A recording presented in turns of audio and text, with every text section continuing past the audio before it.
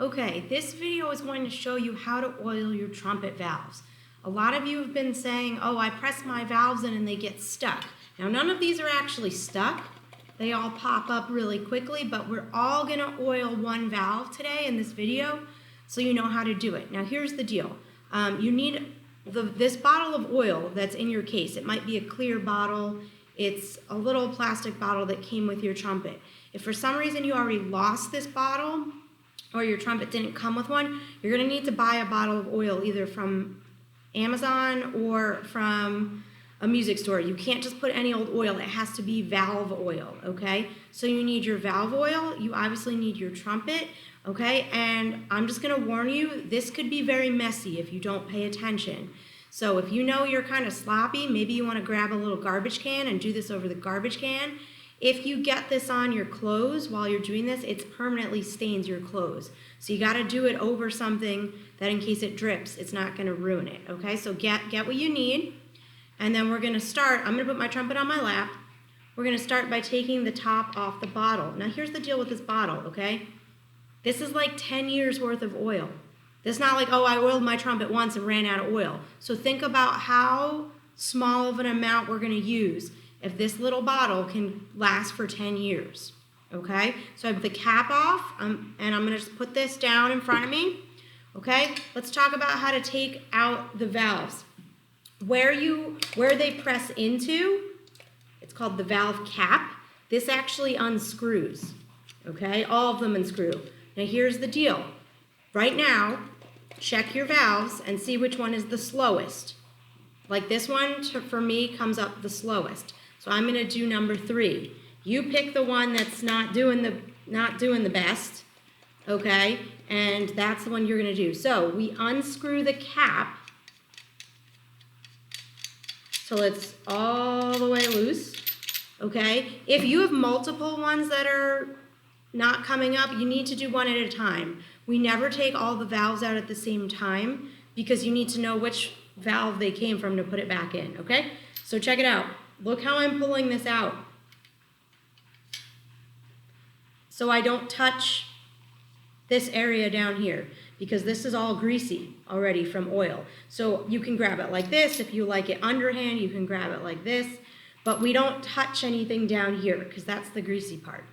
Okay? Now that we have the valve out, we can look. Each valve has holes, right? And when you press them down into the trumpet, different holes line up at different times, and it sends the air through the trumpet in different ways, which makes the different notes that you're playing, okay? So this has to be super smooth inside your trumpet, so gently take your bottle. We're not squeezing the bottle because the oil will shoot out everywhere, okay? The goal here is to get the oil to drip down, like 2 drops. Okay, so I'm not squeezing the bottle. I'm just turning it upside down and a little tap, tap. Just so it drips down. I don't want it in the holes. I just want it dripping down. But you notice how it's not pouring off the bottom, right? Okay, so once you're done, a little tap, tap on each side, you can put your bottle down. If you can get the cap on it, that's fine. If not, now here's the important part. The valve has to go in the way that it came out. And the way that you know it's correct is there's a number. There's a number somewhere etched into your valve. When you put the valve back into the trumpet, the number points towards the mouthpiece or towards yourself. Okay, so when you slide it in, make sure the number is towards the mouthpiece, and then you screw the cap in all the way. Okay, now I'll be honest with you, this is a very old trumpet. This is my grandfather's trumpet that I play.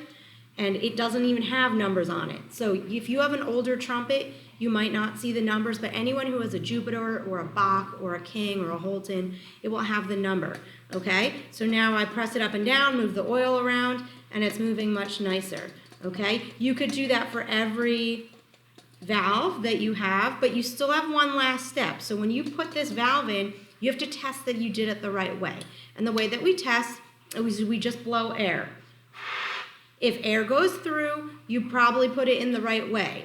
If air is stuck in your mouthpiece, you put it in backwards, so you need to take it out, look for the number. Remember, the number points towards the mouthpiece.